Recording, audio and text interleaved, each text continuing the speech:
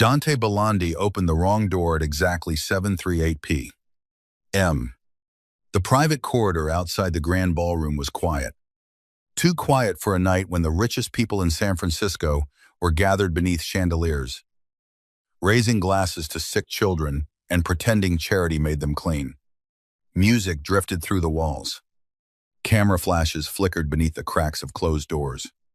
Somewhere below, 200 people waited for Dante to walk onto a stage and thank them for their generosity.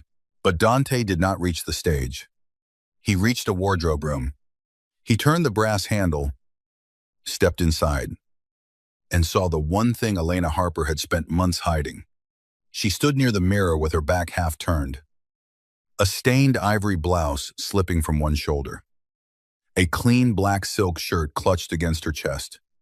Her hair had come loose from its careful twist, dark strands falling against the side of her face. The room smelled faintly of spilled wine, expensive perfume, and fear. At first, Dante saw only her reflection. Then he saw the bruises. One curved around her upper arm in the shape of fingers. Another darkened the side of her ribs, just visible beneath the edge of her blouse. A third spread across the back of her shoulder, faded yellow at the edges. The kind of bruise that had begun healing, only to be joined by something newer. Dante stopped breathing. Elena froze. Their eyes met in the mirror. Not like a boss and his secretary, not like a man and a woman caught in an accidental moment of intimacy. Like two people standing over a secret that had finally started bleeding through the floor. Dante turned away instantly. His hand remained on the door handle. His jaw tightened so violently, a muscle moved beneath his cheek. He stared at the dark wood paneling outside the room, refusing to look at her exposed skin again, refusing to become another man who took from her simply because a door had been opened. "Forgive me," he said, his voice low. "Too controlled. Too dangerous. I was told my cufflinks were in here." Behind him, fabric moved quickly. Elena's breath caught once, then disappeared, behind the perfect professional silence she wore, better than any designer dress. "It's fine as Mr. Bellondi," she said. That voice. Dante hated that voice. It was the one she used when donors insulted her and she pretended not to hear. The one she used when board members snapped their fingers for files. The one she used when she had worked 18 hours and still asked if he needed anything else. Calm. Useful. Invisible. "I should have locked the door," she added. Dante did not turn around. The charity gala downstairs had already begun.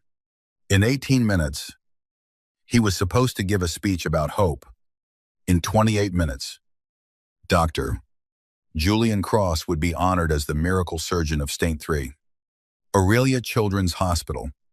In 40 minutes, Julian would place a hand on Elena Harper's waist in front of every camera in the room and call her his future wife. Dante had known about the engagement for 6 weeks. He had told himself it changed nothing. Elena was his secretary. She had chosen another man. Dante Bellondi did not reach for women who belonged to someone else. Not because he lacked hunger, because he had too much power. And power ruined love when it was held by careless hands. So he had stayed away. He stayed away when Elena brought him coffee at midnight without asking, because she remembered he forgot meals during violent weeks. He stayed away when she left pain medication on his desk after a meeting with the Morano family ended with a bullet hole in his sleeve. He stayed away when rainstorms hit San Francisco, and he sent a car to her apartment, calling it company policy. Though no other employee in the building had ever received that policy. He stayed away when she smiled at his dry humor like she could see the man underneath the Bellondi name. And when she came to work wearing Julian Cross's ring, Dante had closed 3 meetings early, stood in his office overlooking the bay, and stared at the city like it had betrayed him personally. He had said nothing, because silence, he thought, was the only honorable thing left. But now he had seen the bruises. And silence no longer felt honorable. It felt like complicity. I slipped, Elena said behind him. The lie arrived too quickly, too cleanly, too practiced. Dante's fingers tightened around the handle. Stairs don't leave fingerprints. The room went still. For a moment. He heard only the distant string quartet from the ballroom and the soft hum of the tower's ventilation system. Then Elena's voice came again. Smaller now. Please don't do this. Do what? Look at me like it hurts you too.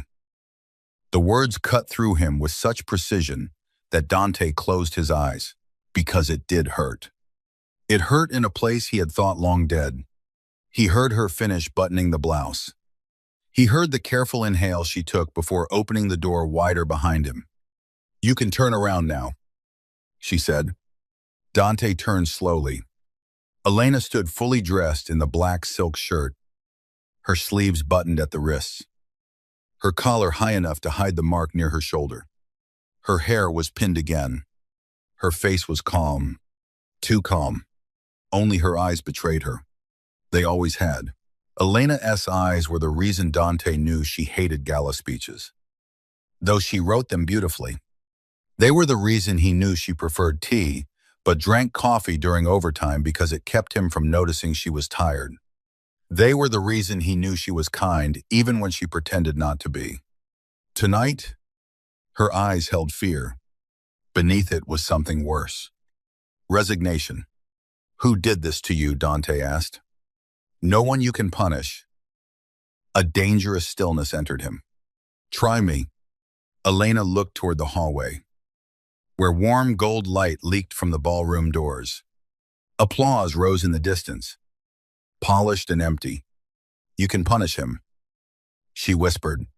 He's downstairs being honored by your charity. Dante did not ask who. He already knew. Dr. Julian Cross, the city's favorite surgeon. The man whose face smiled from hospital billboards. The man donors called a saint. The man who spoke softly enough to comfort grieving mothers and wore white coats like a halo. The man who had put a ring on Elena Harper's finger. Did Julian do this? Dante asked. Elena's mouth tightened. I have work to do. She stepped past him. Dante moved back immediately, refusing to block her. He would not become another locked door in her life. But as she reached the threshold, he spoke. If you walk out there beside him tonight, I will not stop you. She paused. Thank you. But I will find out the truth. Her shoulders stiffened. No. The word was sharp, panicked, nothing like the careful woman who organized his world. You can investigate him. I can investigate anyone. Not him. Why? Elena turned back. For 1 second. The mask shattered completely. Dante saw the woman beneath it, exhausted, terrified, furious, and still trying to protect someone more than herself. Because if Julian falls, she said, Mason may die. The name landed between them like a blade. Dante knew Mason Harper was her brother. 11 years old. Pediatric cardiac patient. Elena rarely spoke about him. But when she did, her voice softened in ways Dante had memorized against his will. Explain, he said. Elena swallowed. Julian controls his case. His surgery list. His medication grants. His transfer approval. The foundation support. Everything. Mason has a congenital heart condition. He needs surgery. And if Julian decides the paperwork needs review, if he decides funding has to pause, if he decides I'm unstable or uncooperative. Her voice broke once. Only once. Then she buried it. Mason disappears into the system. Dante's rage did not flare. It focused. He told you this. Men like Julian don't threaten like villains in movies, she said with a hollow little laugh. They remind you softly. They say board decisions are complicated. They say some children have been waiting longer. They say it would be terrible if emotional stress affected my ability to make responsible choices. Dante stared at her. And you were going to marry him. I was going to survive him until Mason was safe. That is not marriage. Her eyes lifted to his. Neither is pretending you don't care while sending me cars in the rain. The silence after that was different. It was alive. For months, their feelings had moved between them in quiet gestures. Closed doors. Almost smiles. Careful distance. Dante had never named it because he feared his world would turn tenderness into a weapon. Now he saw the brutal irony. His restraint had not saved her. It had left her alone with a man who understood exactly how to weaponize love. I cared too much to make you another woman trapped by a powerful man, Dante said. Elena, says Sean, and I was already trapped by one. Before Dante could answer, the ballroom doors opened. Celeste Arden swept into the corridor wearing emerald satin and a smile sharp enough to draw blood. She was the chairwoman of the Stank Percent, Aurelia Foundation, daughter of a senator, patron saint of wealthy guilt, and Julian Cross, S., most useful shield. Behind her stood a young assistant holding a tablet, the same assistant, Dante guessed, who had spilled wine down Elena's blouse 20 minutes earlier. There you are, Celeste said warmly. Though her gaze flicked from Elena's blouse to Dante's face and then to the wardrobe room behind them. The donors are getting restless. Doctor, Cross is asking for his fiancée. Elena's fingers curled once at her side. Dante noticed. Celeste noticed him noticing. Her smile widened. Is everything all right? Perfectly. Elena answered before Dante could speak. I'll bring Doctor. Cross to the stage. Celeste's gaze lowered to Elena's ring. Good. He prefers you close during public moments. The sentence sounded harmless. It felt like poison. Elena nodded and walked past them toward the ballroom. Dante watched her go. Every protective instinct in him straining against discipline.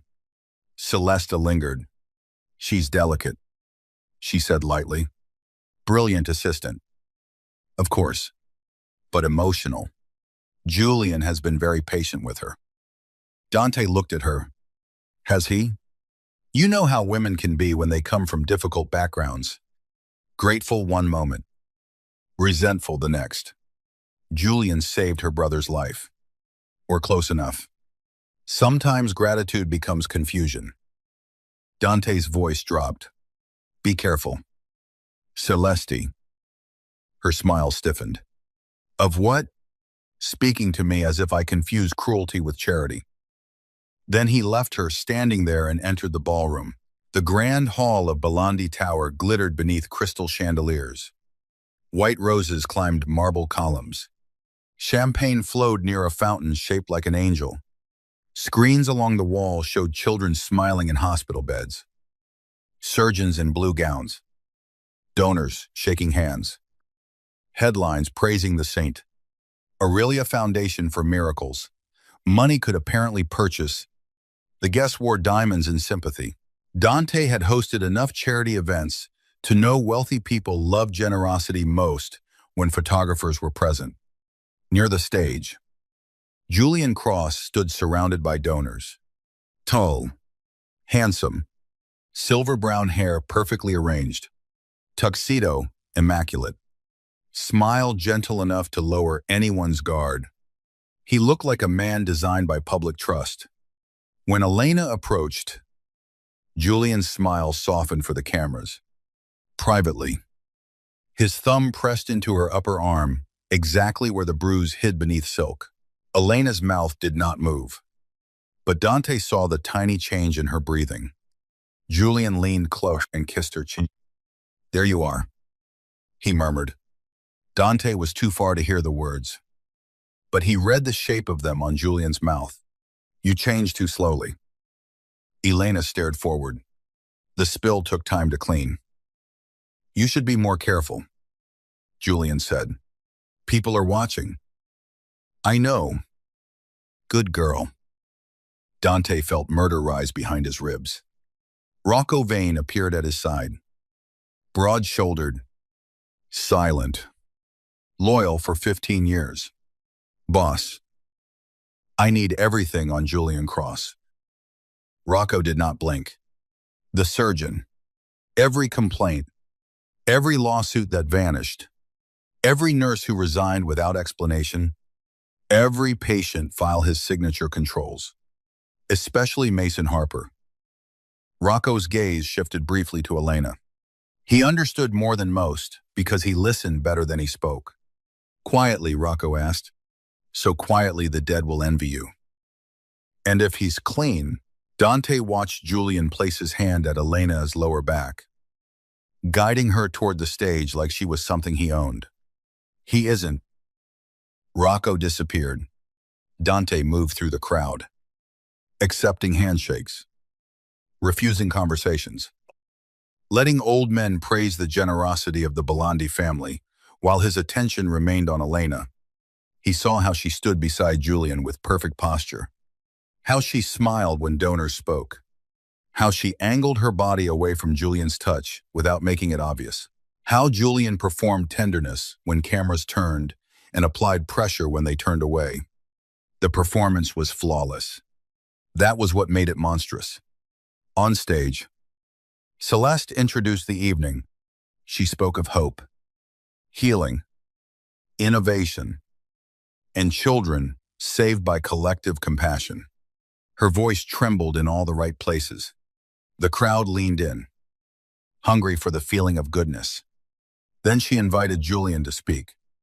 Applause swelled. Julian took Elena's hand and drew her up with him. She did not resist. Dante saw the hesitation she swallowed.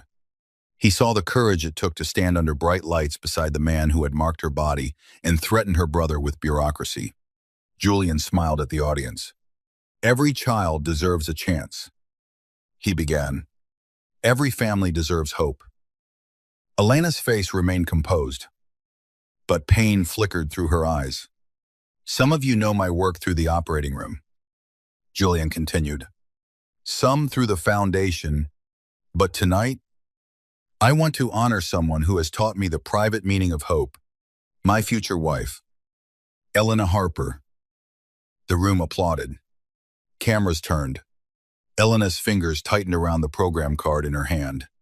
"When I met Elena," Julian said, "she was carrying the weight of her little brother's illness almost entirely alone. I was humbled by her strength, honored by her trust, and grateful every day that she allowed me to help." Dante's jaw hardened. Elena looked like a woman being buried under compliments. Julian lifted her hand and kissed the ring. "Soon she will be my wife. And together, we will continue fighting for children like Mason." The applause grew louder. Dante did not clap. Elena glanced down for one brief second. Then her eyes found his. It was not a plea. It was apology. As if she regretted that he had to witness her humiliation.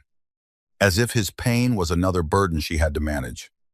Dante wanted to cross the ballroom, take the microphone from Julian, and expose him with nothing but instinct. Instead, he stayed still. Because Elena had said Julian thought he had already won. Careless men revealed themselves when victory made them comfortable. The hospital video began. Donors dabbed their eyes. Celeste looked moved for the cameras. Julian placed his hand at Elena's waist and held her there while screens showed children thanking him by name. Then Elena did something almost too small to notice. She shifted the program card and folded the top corner twice. Left. Right. Then she pressed it flat with her thumb. Dante's eyes narrowed. He had seen that signal once before during a merger negotiation. Elena had noticed two versions of a contract with different page counts. She said nothing in the room. She simply folded a corner and saved him from signing a poison pill. Discrepancy. Dante looked toward the screen.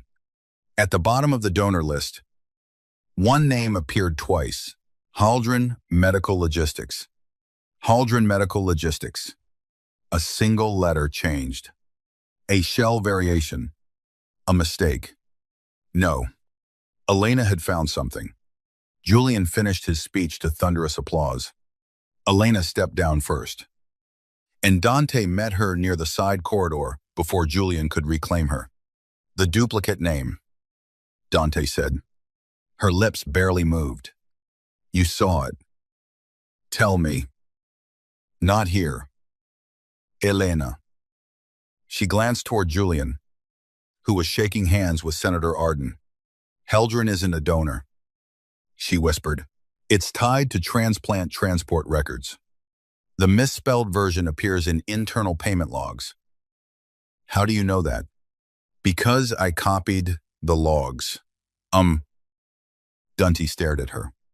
The woman he thought was only trapped had been moving through the cage with a blade hidden in her sleeve. When? 3 nights ago. Her voice dropped. That's why he hurt me. Dante's control thinned. You have proof. Partial. Not enough. He caught me before I got the full archive. Where is it? Safe. Good. No. She whispered. Not good. He knows I have something. He doesn't know how much. Tonight he's logging into the Foundation archive after the award presentation to show the board donor projections. That archive contains the original treatment priority lists. The real lists. Elena nodded. Children moved down for donors. Children moved up for money. Mason's file marked conditional under my name. Conditional on what? She looked at him then, and all the pain she had hidden all night gathered in her face. My compliance. Before Dante could answer, Julian appeared behind her. There you are. Elena turned. Julian smiled at Dante, as if nothing in the world could touch him. Mr. Belandi, he said. A generous event. The hospital will remember this. Will it? Dante asked. Julian's smile remained. For years. His hand moved toward Elena's back. Dante shifted slightly. Not between them fully, just enough that Julian's hand stopped in the air. A small movement, but the temperature changed. Julian's eyes flickered. Elena's breath caught. Your speech was moving, Dante said. Hope is a powerful business. Julian's smile thinned. Not a business. A calling. Everything is a business to men who keep ledgers. Julian's fingers curled. You would know more about ledgers than I do. Dante almost smiled. Yes. Celeste appeared quickly, sensing the edge but not the cause. Gentlemen, the auction is beginning. Julian, the board wants you near the presentation table. Julian looked at Elena. Come with me. It sounded like a request. It was not. Elena hesitated for one heartbeat. Dante saw it. Julian saw Dante see it. Jealousy moved across Julian's perfect face like a crack beneath glass. Unless Mr. Belandi needs you, Julian added softly. Elena lowered her eyes. Il come. She walked away with him. Dante watched them go. Rocco returned moments later. Faccia grim. You were right. How bad? 3 nurses resigned in 2 years after filing complaints that never reached the board. One former fiancé signed a non-disclosure agreement and left California. 2 patient families accused him of changing treatment access after they questioned foundation fees. All buried. By Celeste? Her office signed the internal dismissals. Mason Harper. Rocco hesitated. His file is tied directly to Cross. NFR. Funding approved quarterly through his department. There's a note attached. Dante did not blink. Say it. Guardian cooperation essential to continued discretionary support. The words were dressed like policy. They smelled like extortion. Dante looked toward the presentation table, where Julian unlocked his tablet with a fingerprint while donors leaned in to watch projected charts. "Get into the archive," Dante said. Rocco grimaced. "Server is locked through Cross-S tablet. We need access while he's logged in."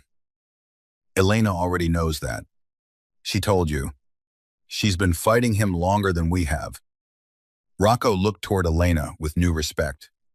"Then we follow her lead." Dante's eyes stayed on her. "For once, yes." At the presentation table, Julian spoke about impact metrics and surgical outcomes. Elena stood beside him, close enough to observe, close enough to tremble, close enough to be punished if she made one wrong move. Then she picked up the silver pen beside the guest ledger. Click, click, pause, click, pause, click, click, click. It looked like nerves. It was not. Dante turned to Rocco. 213.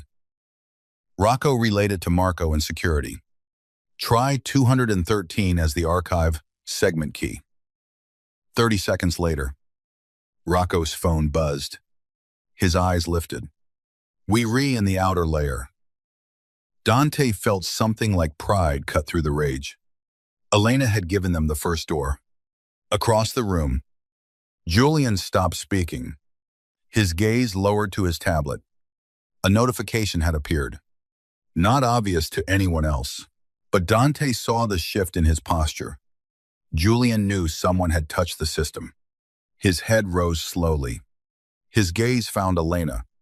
For the first time all evening, the saint looked at her like the monster underneath had forgotten the cameras. Elena went pale. "Elena." Julian smiled again. But this time the smile was for her alone. He leaned close to her ear. Dante read his lips. "What did you do?" Elena did not answer. Julian's fingers closed around her wrist. Lightly enough for the crowd, hard enough for her bones. Dante moved. Rocco caught his arm. "Boss." "Not yet." He is touching her. And Marco is inside the server. 30 seconds. Those 30 seconds stretched like years. Julian kept smiling at donors while holding Elena's wrist. Elena did not cry out. She did not pull away. She looked across the room at Dante and gave the smallest shake of her head. Not yet.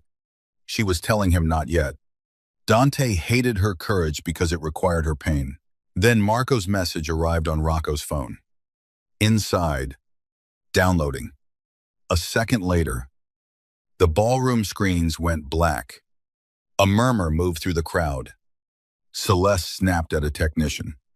Julian released Elena's wrist and looked toward the projection booth.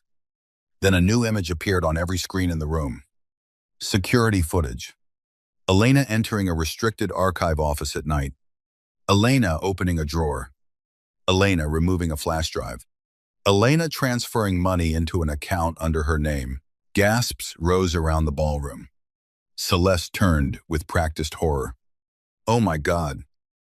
Julian stepped back from Elena, as if wounded by betrayal. His performance began instantly. "Elena," he said, voice soft enough to sound devastated. "Tell me this isn't true."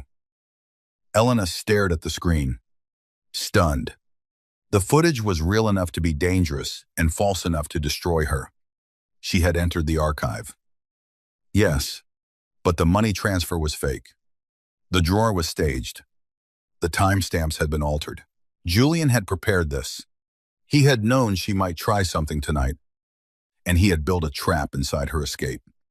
Around them, donors whispered. Board members stared. Senator Arden's face hardened. Celeste moved toward Elena, voice low and cold. "Ms. Harper, you need to come with me before this becomes uglier." Julian reached for the microphone with the sorrowful expression of a man forced to expose the woman he loved. "Ladies and gentlemen, please, Elena has been under extraordinary emotional strain. Her brother's illness, the stress of our engagement, certain obsessive attachments she has formed at work. His eyes flicked to Dante just long enough for the room to feel the implication. I had hoped to handle this privately. Elena's face drained of color. This was her nightmare. Not that Julian would hurt her in private, that she would tell the truth. And he would make the world call her unstable before the first sentence left her mouth. Julian continued. She accessed confidential foundation files and moved money through accounts connected to her name. I believe she needs help, not condemnation. The crowd murmured with pity now. And pity was worse than hatred because pity did not listen. Elena stood alone beneath the screens, her bruises hidden again, her truth buried beneath a perfect man's concern. Then Dante stepped forward. The room quieted before he reached the stage. Julian turned to him with a sad smile. Dante, I know this is uncomfortable. She works for you. Perhaps you missed signs we at the hospital have been managing for some time. Dante took the microphone from his hand. Not aggressively, not dramatically. He simply held out his hand. And Julian, conditioned by the room's expectation that powerful men cooperate in public, released it. Dante looked at Elena first. Not with pity, not with doubt, with certainty. Then he turned to the crowd. Doctor, Cross is right about one thing, Dante said. This has been managed for some time. Julian's smile faltered, but not by Elena Harper. The ballroom went silent. Celeste's expression sharpened. Dante looked up at the screen, still showing the doctored footage. Someone prepared this accusation before tonight. Someone expected Ms. Harper to become inconvenient. Someone needed all of you to believe she was unstable before you asked why a private secretary knew enough to threaten a surgeon, a foundation chairwoman, and a hospital board. Julian laughed softly. That is a serious claim. Dante looked at him. Then you should be careful how many lies you tell while my people trace the source. For the first time, fear flickered across Julian Cross's perfect face. Rocco appeared near the projection booth, phone to his ear, eyes locked on Dante. He gave one sharp nod. The trace had found something. Elena saw it too. Her knees almost weakened with relief. Then Julian moved. Not toward Dante, toward her. Fast enough to look like concern. Hard enough that she knew what was coming. His hand closed around her bruised wrist in front of everyone. Elena, he said through his teeth, still smiling. Come with me now. Pain flashed up her arm. Dante's voice cut through the room. Let her go. Julian's grip tightened. She is my fiancée. Elena lifted her head. Something changed in her face then. The fear did not vanish, but it stopped leading. She looked at Julian, at the man who had used her brother. Her silence, her bruises, her reputation, and finally her own kindness against her. Then she looked at Dante, not for rescue, for permission to stop pretending. Dante saw the question in her eyes and answered without words. He stepped back half a pace. He gave her the stage. Elena turned toward the microphone in Dante's hand. Her voice shook, but it lived. No, she said. I am not your fiancé because I chose you. I am your fiancé because you made my brother's treatment the price of leaving. A sound moved through the crowd. Julian's hand froze on her wrist. Elena kept going. And I am not unstable. I am not confused. I am not stealing from your foundation. I found the files you buried. I found the children you delayed. I found the donors you rewarded.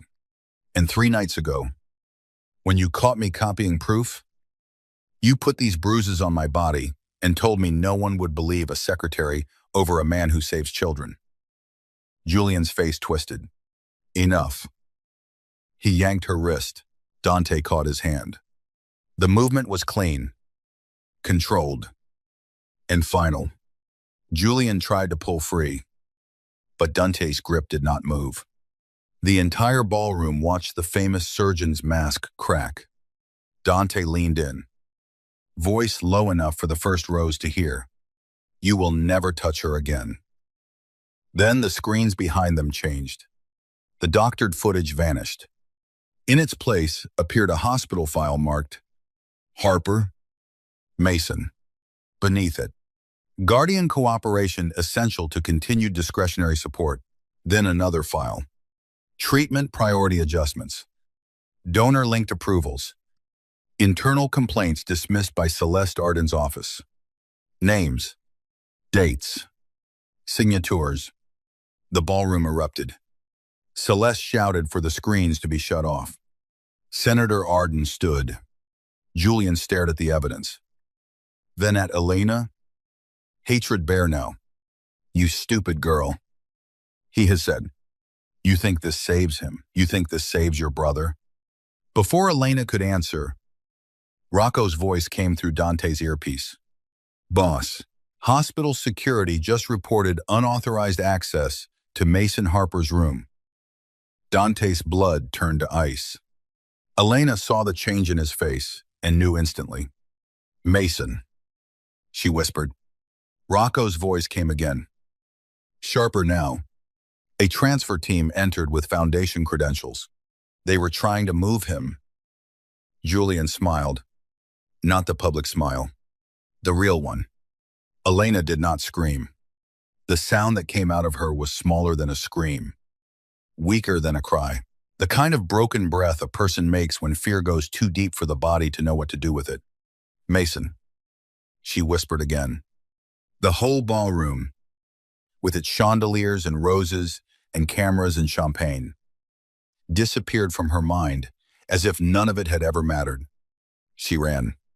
Pain shot through her ribs with each step, but she ran anyway, clutching her phone. One hand pressed to her side like she could hold herself together until she reached her brother. "Elena." Julian called after her, his voice still wearing concern for the crowd. "You're not thinking clearly." Dante turned to him. For the first time that evening, the polished surgeon stepped back. "Say her name again," Dante said, "and I will forget how many cameras are in this room." Julian's face tightened. "Threatening me won't save the boy." The microphone was still on. The sentence carried through the ballroom. Every whisper died. Julian realized it too late. Elena stopped near the side exit, one hand on the doorframe, and looked back. The whole room looked at Julian now. Not as a saint, not as a surgeon, but as a man who had just called a sick child leverage in front of 200 witnesses. Celeste went pale. Dante's eyes stayed on Julian. "Thank you," he said quietly.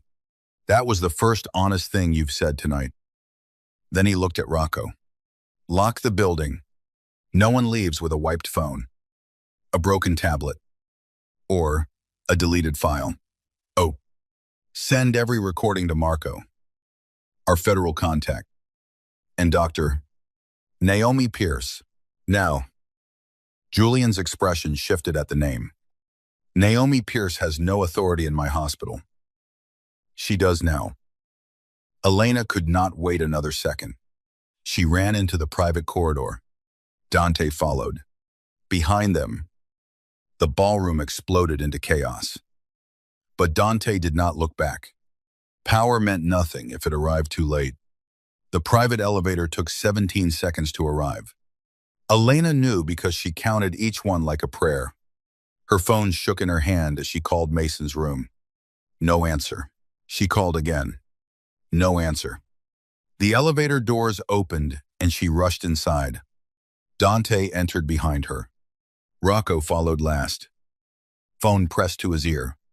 "Security is delaying them," Rocco said. "But the transfer order is real. Signed under Cross's authority. It says Mason is being moved because his guardian is under investigation for theft and instability. Elena turned so fast her loose hair struck her cheek. He can do that. He already did, Rocco said. But they haven't left the floor. The elevator began to descend. Elena pressed both hands to her mouth. Dante stood beside her, close but not touching. That restraint nearly destroyed her. If he had grabbed her, she could have fought. If he had told her to calm down, she could have hated him. But he simply stood there. Ready? Terrifyingly still, letting her fear exist without trying to own it. Elena, he said. She shook her head. Don't look at me. If he hurts Mason, he will not leave that hospital with your brother. A laugh broke out of her, sharp with pain. You don't understand. Julian doesn't have to touch him. He signs papers. He changes codes. He tells nurses I am unstable.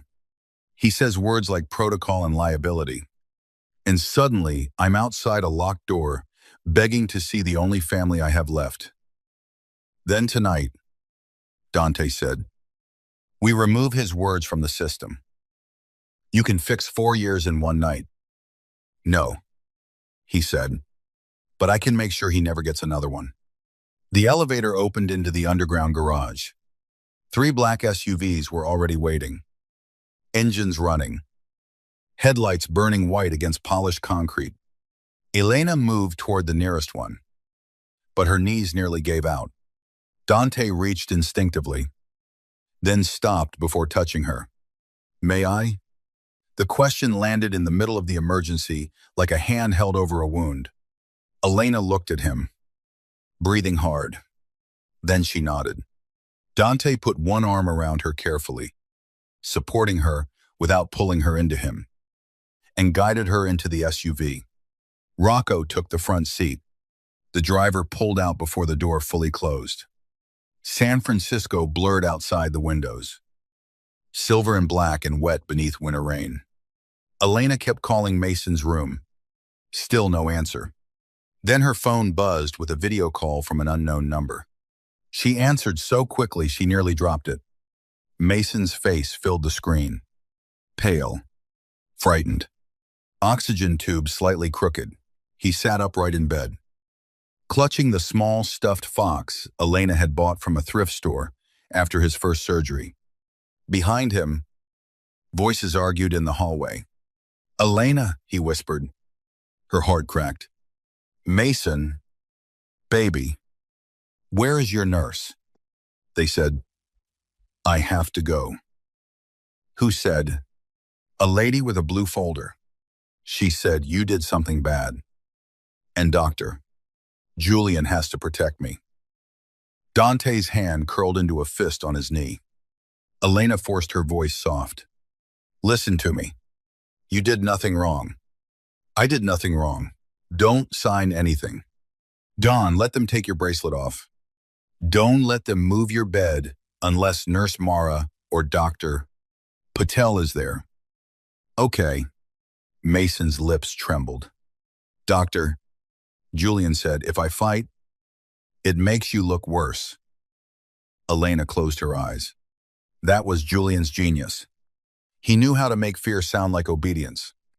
Mason, look at me. The boy's eyes lifted. Do you remember our rule? If someone says, I sent them, they have to know the code. What's the code tonight? Mason swallowed. Blue pancakes. Good. Did anyone say blue pancakes? He shook his head. Then, they were not for me. A faint strength returned to his face. Okay. The video shook as someone entered the room. A woman's voice said, Mason, sweetheart, we need to get you ready. Mason looked off screen. Do you know the code? Silence. Then the woman said, less sweetly, give me the phone. Mason pulled it to his chest. Elena sat forward. Do not touch him. The woman appeared on camera, polished and irritated beneath a mask of concern. Miss Harper, you are currently under review for unauthorized access to Foundation records. Dr. Cross has ordered a protective transfer. That is my brother. And until your status is clarified, the board must consider his best interests. His best interest is not being moved in the middle of a cardiac episode by people he doesn't know. Dante leaned into frame. His voice was quiet. What is your name? The woman faltered. I'm sorry. Who are you? The man whose security team is recording this call, whose lawyers are 3 minutes from your hospital administrator, and whose federal contact is already reviewing the transfer order you are holding. The woman's face changed. Mr. Belandi, I am following hospital procedure. No, Dante said. You are following a surgeon who has just been recorded threatening that child in front of witnesses. Step away from the bed. She looked off screen. More voices. Then Mason whispered, Elena, Nurse Mara is here. Relief hit Elena so hard she almost sobbed. Nurse Mara appeared. Broad-shouldered, calm-eyed, and furious, in the way good nurses became furious when powerful men played games with patients. Miss Harper, she said firmly. I'm with Mason. Dr. Patel is on his way. No one is moving him. Elena covered her mouth. Thank you. Get here safely. The call ended. Elena bent forward. Shaking, Dante wanted to touch her hair, her shoulder. Anything that would tell her she was not alone. He did not. He looked at Rocco instead. Where is Julian? Rocco listened through his earpiece. He left the ballroom through the service hall. Celeste delayed security. He's likely headed to the hospital. Of course he is, Elena whispered. Dante turned to her. Why would he go there himself? She wiped her face. When she looked up, fear had sharpened into understanding. Because the transfer failed, Mason is the last thing he controls. If he can get to him, he can still force me to recant. Would you? Elena looked out at the city lights rushing past the window. Yesterday, yes. Dante's chest tightened. And tonight, her voice came back stronger. Tonight he made the mistake of touching my brother in front of me. At State, Aurelia Children's Hospital. The lobby was in controlled chaos. Security guards stood near the elevators. Nurses whispered behind desks. A hospital administrator in a gray suit argued with Rocco's men and lost with every sentence.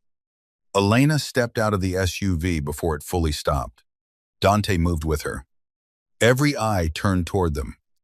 Elena hated the way people looked at her now. Not as a sister. Not as a woman. As a scandal. Dante saw her shoulders tense. Head up, he said softly. Easy for you to say. No, he said. Necessary for you to hear. They reached the pediatric cardiac floor just as Dr. Julian Cross walked out of the elevator at the opposite end of the corridor. His tuxedo jacket was gone. His bow tie hung loose. But his smile had returned. Smaller now. Private. Stripped of charity and cameras. 2 hospital security officers trailed behind him uncertainly. He looked at Elena first. Not Dante. Elena. You've caused quite a night, he said. Elena kept walking until Dante's hand, not touching her, only hovering near her back, reminded her she did not need to run at Julian to win. She stopped 10 feet away. Stay away from Mason. Julian smiled. Still making demands you don't have the power to enforce. I do, Dante said. Julian glanced at him. For now, but you're not his guardian. She is, and she is currently implicated in theft of confidential medical files. Elena's voice shook, but it did not break. Files that prove you were selling priority. Allegations. Stolen data. Emotional testimony from a woman under obvious distress. Julian looked down at her wrist. And no one will believe I hurt you after tonight. They'll believe you hurt yourself to build a story. Dante took one step. Elena raised her hand. Not to stop Julian. To stop Dante. She looked at Julian. And for the first time since Dante had known her, she did not look like someone trying to survive the room. She looked like someone taking it back. You always loved that word, she said. Distress. It made everything I felt sound unreliable. Elena. No. You're going to listen to me now. You used Mason because you knew I would let you hurt me before I let you hurt him. You used your patience because sick children made people too emotional to question your numbers. You used donors because rich guilt pays better than justice. And you used me because you needed a wife who made you look human. A muscle moved in Julian's jaw. Careful. Why are you going to remind me how many children need Mason's spot? The security officers exchanged a glance. Nurses had gathered at the far end of the hall. Dr. Patel stood outside Mason's room, listening. Elena's voice grew steadier. You don't want to marry me because you love me. You want me beside you because I am proof of your story. The poor secretary. The sick brother. The grateful fiancé. Your little charity miracle. Julian's face hardened. I gave you everything. You gave me fear and called it help. Without me, your brother would still be waiting. Without you manipulating the list, maybe he would have been treated honestly years ago. For the first time, Julian lost control in front of hospital staff. You ungrateful little... He reached for her. Dante caught his wrist before his fingers touched her. The movement was faster than thought, but his grip remained controlled. No crack of bone. No public brutality. Just the undeniable fact that Julian Cross' hand would go no farther. I warned you once, Dante said. Julian tried to pull free. Take your hands off me. You first. Down the hall. A woman's voice cut through the tension. Dr. Cross. Everyone turned. Doctor. Naomi Pierce walked toward them with a leather bag in one hand and a tablet in the other. She was in her 40s. Calm. Sharp-eyed. Wearing no makeup and an expression that made administrators remember they were not the highest authority in a room. Julian's face changed immediately. Naomi. You have no privileges here. Temporary emergency consult approved by the administrator 5 minutes ago. She held up the tablet, and before you threaten him, he signed it while watching the video of you threatening a pediatric patient's guardian. The administrator looked like he wanted to disappear into the floor. Julian's voice lowered. This is a private matter. Doctor. Pierce looked at Elena's bruised wrist, then at Mason's room, then back to Julian. It stopped being private when a child's treatment file was marked conditional. A murmur moved through the hallway. Julian's eyes flicked toward the elevator. Dante saw it. Rocco appeared behind him, blocking the path. Running, Rocco asked. I'm calling my lawyer. Julian snapped. Good. Dante said, call one who reads fast. Doctor. Pierce turned to Elena. I reviewed Mason's file on the way. His treatment was delayed twice without clear medical justification. His medication grant was flagged for administrative review 3 times after you missed foundation events. That ends tonight. I'm moving his care to an independent team. Elena stared at her. Can you do that? With your consent and the evidence I've seen? Yes. It will be messy. It will not be easy. But he will not be under Dr. Cross authority again. Elena pressed both hands to her mouth. For years, she had imagined freedom as something dramatic. A door slammed. A ring thrown. A villain defeated. In reality, Freedom sounded like a doctor, saying messy but possible. Julian laughed once. Ugly and short. You think Belandi money makes this clean? The board will fight it? The foundation will deny everything. And you, Elena, will be remembered as the unstable secretary who slept her way into a mafia boss's protection. The hallway went silent. Dante's face darkened. But Elena stepped forward before he could speak. She removed the engagement ring from her finger slowly. Her hand trembled. But she did it. The diamond caught the hospital lights. Cold and perfect. I didn't sleep my way into anything. She said. I worked. I endured.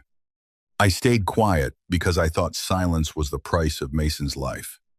And I loved someone I thought I could never choose, because choosing him would make you punish my brother. Julian's eyes sharpened. Dante stopped breathing. Elena turned slightly. Not fully facing Dante, because if she did, she might lose courage. Yes, she said. Softer now. I loved him. Before tonight, before he saw the bruises, before he knew anything, I loved him because he never made me feel small for being careful. Because he sent cars in the rain and pretended it was policy. Because he never asked for more than I could give. Because he stayed on his side of every line even when I wished he wouldn't. Dante's control finally cracked. Not into anger. Into something far more dangerous to him. Hope. Julian stared at them, both with hatred. How touching. Elena looked back at him. And I stayed with you because you held Mason's heartbeat in one hand and my reputation in the other. That was not love. That was a hostage situation dressed as an engagement. She placed the ring on the nurse cessation counter. The sound it made was tiny. Everyone heard it. I'm done. Julian lunged for the ring, or for her. No one knew which. Rocco moved first, catching him by the arms and turning him hard against the wall. Two hospital security officers finally found the courage to assist. You can do this, Julian shouted. I am Dr. Julian Cross. Doctor. Pierce's voice was flat. Not anymore. Federal agents arrived 9 minutes later. Not with sirens. Not with drama. With badges. Sealed evidence bags. And the quiet efficiency of people who had been waiting for the right file to open the right door. Dante had not created the investigation out of nothing. Julian's enemies had existed for years. Nurses who had been silenced. Families who had been priced out. Doctors who had suspected but lacked proof. One former fiancé who had vanished from public life after Julian called her unstable in exactly the same way he had tried to destroy Elena. What Dante had done was connect them, protect them, and make sure the proof could not be buried before morning. Celeste Arden was taken aside in the lobby after Marco traced complaint dismissals to her office. She did not scream. She did not faint. She simply turned gray and said, Do you understand what this will do to the hospital? Elena, standing near Mason's door, answered before Dante could. Maybe it will make it a hospital again. Celeste looked at her with resentment. Then something, almost like shame. You don't know how many donations depend on men like him. Elena's voice was quiet. I know how many children did. That ended the conversation. Julian was escorted past them in handcuffs. Still trying to stand tall. Still trying to make disgrace look temporary. When he passed Elena, he stopped. The agents held him. But he leaned just enough to speak. He won't keep you, he whispered. Men like Dante Belandi don't love women like you. They protect broken things until they get bored. For 1 second, the old poison searched for a way back into her blood. Then Dante spoke behind her. Elena. She turned. He was not looking at Julian. He was looking at her. Do not let a man in chains tell you what freedom looks like. Julian's face twisted as the agents pulled him away. The elevator doors closed on him. For the first time in months, Elena took a breath that did not belong to fear. Mason was awake when she returned to his room. His eyes were tired, but bright. His stuffed fox tucked under his chin. "Is Dr. Julian mad?" he asked. Elena sat beside him and took his hand. "Yes." "At me." "Never at you." Mason looked past her at Dante, standing respectfully near the door. "Is he the rain car man?" Elena froze. Dante's eyebrow lifted slightly. "The what?" Mason smiled weakly. Elena said her boss sends cars when it rains because of company policy. But the company didn't send Mrs. Brooks a car when it rained. Elena closed her eyes. "Mason." Dante's mouth curved faintly. The first real, almost smile of the night. "Your sister is very observant," he said. "But apparently so are you." Mason studied him with a seriousness that made him seem older than 11. "Do you like her?" Elena made a strangled sound. "Mason. Harper." Dante did not laugh. He walked closer, stopping at the foot of the bed. "Yes," he said. "Very much." Mason nodded, as if confirming a suspicion. "Good. She needs someone who doesn't yell." The simplicity of it nearly undid Elena. Dante's voice softened. "I do not intend to yell at her or make her cry. If she cries because of me," Dante said, "I will deserve whatever she does next." Mason looked satisfied. "Okay. You can sit." Elena stared at her brother. "You were giving permission now." "Somebody has to." Dante sat in the chair on the other side of the bed, not near enough to crowd Elena, close enough to be present. For a while, there was only the beeping of monitors and the quiet movement of nurses. "Doctor." Pierce came in to explain the transfer of care. Mason would need more testing, a revised treatment plan, and likely surgery sooner than Julian had allowed. None of it was simple. None of it was magically solved. But hope no longer sounded like something sold at a gala. It sounded like a plan. At 3 in the morning, Mason finally slept. Elena stepped into the hallway, exhausted beyond tears. Dante followed after a moment. The hospital had gone quiet, washed in blue light and the distant hum of machines. Elena leaned against the wall and looked at her bare ring finger. "I don't know what happens now." Dante stood beside her, leaving space. "Now you sleep. After that,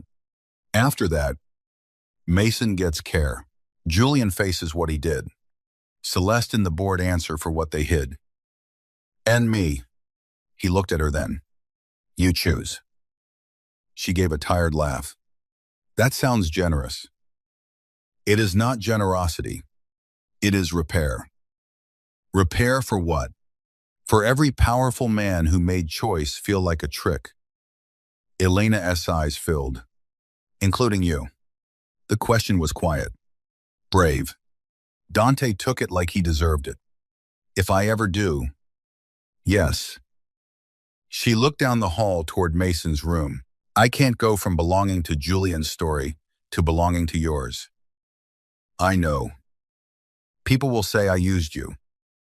People say many things when truth makes them uncomfortable. You don't care. I care what you believe."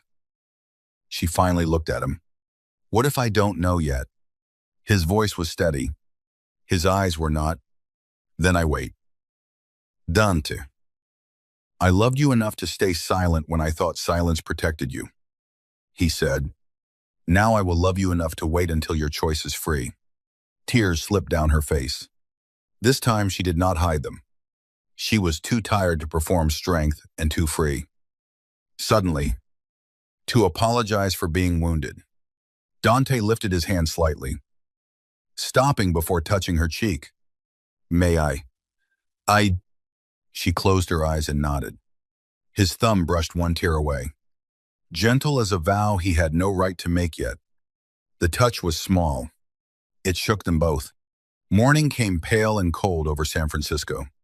By then, Julian Cross' face was on every news screen in the hospital lobby, no longer framed by words like miracle or hero, but by investigation, patient list manipulation, foundation, misconduct, and alleged abuse of power. Dante made sure Elena did not see the worst of it. Not because he thought she was fragile, because she had earned a few hours where Julian's name was not the loudest thing in her life. Mason was stable. Doctor. Pierce had already spoken to 2 specialists. Nurse Mara brought Elena coffee and a muffin she did not ask for but desperately needed. Rocco stationed men far enough from Mason's room not to frighten him and close enough that no one entered without being checked. At 8 o'clock, Dante's driver took Elena home to change while Dante stayed at the hospital with Mason's permission. Don't let him touch the pudding. Mason warned. That's mine. Understood, Dante said solemnly. Elena went home and stood in her tiny apartment for 15 minutes without moving. Julian's Sissive gifts were everywhere once she knew how to look. The framed gala photo. The expensive coat he chose because he hated the one she had bought herself. The white engagement party dress still hanging in plastic. The hospital pamphlets. The reminders. The invisible strings. She took a trash bag and filled it slowly. Not in rage. In release. At the bottom of her desk drawer, she found the first note Dante had ever left her. It had been written on a meeting agenda after she skipped lunch during a brutal merger week. Eat before the room eats you alive. D. B. She had kept it folded behind her passport for 9 months. She touched the paper once, then placed it in her bag. When she returned to Belandi Tower that afternoon, the ballroom was empty. The flowers looked tired. The stage had been cleared. Workers moved silently, removing banners with Julian's name. Elena rode the private elevator to the executive floor, wearing a simple gray sweater. No ring. No makeup over the faint bruise near her collar because she no longer had the strength or shame to hide it. Dante was at the hospital, but on his desk, waiting for her, was a white envelope with her name on it. Inside was a resignation letter, already written, already dated, unsigned. Beneath it was a note in Dante's handwriting. If staying feels like another cage, leave. If leaving feels like fear, stay. Either way, choose for yourself. Elena read it twice. Then she sat in his chair, took his pen, and wrote one line at the bottom of the resignation letter.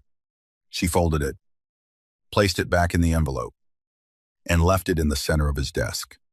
Dante returned 10 minutes later and found her gone. For one terrible second, the air left him. He opened the envelope slowly, already preparing himself to accept the first choice she had made freely, even if it took her away from him. The resignation letter was blank except for the line she had written. Coffee at 8. No locked doors. Dunt stared at it. Something in his chest that had been clenched for years finally loosened. The next morning, at exactly 8:00, Elena stood outside his office holding 2 coffees. She did not knock at first. Through the glass wall, Dante saw her and rose immediately. He reached for the door, then stopped, waited. Elena noticed. A small smile touched her mouth. Tired, but real. She knocked once. Come in, he said from inside. She shook her head. No. His brows lifted. She held his coffee up. You come out. For a moment, the most dangerous man in San Francisco stood in the center of the office, where men, twice Elena's size, had learned to fear him. Then Dante Belandi smiled. He opened the door and stepped into the hallway, not pulling her into his room, not asking her to enter his world, meeting her where she had chosen to stand. Elena handed him the coffee. Their fingers brushed. Neither rushed. Neither claimed. Behind them, the city kept moving. Scandals kept breaking. Enemies kept calling. Somewhere in the hospital, Mason texted Elena a photo of his untouched pudding cup with the warning, "Tell the rain car man watching him." Elena laughed. Dante looked at her as if that sound was worth every war waiting outside the glass. She looked back at him. Not healed. Not finished. Not suddenly unafraid, but free enough to stand still. For months, Julian Cross had taught her that love was a locked room, a signed form, a hand on her wrist, a threat dressed as care. Dante did not ask her to walk into his room. He walked out of it. And for the first time in her life, Elena Harper understood that the safest door was not the one a powerful man opened for her. It was the one he waited outside until she chose to turn the handle herself.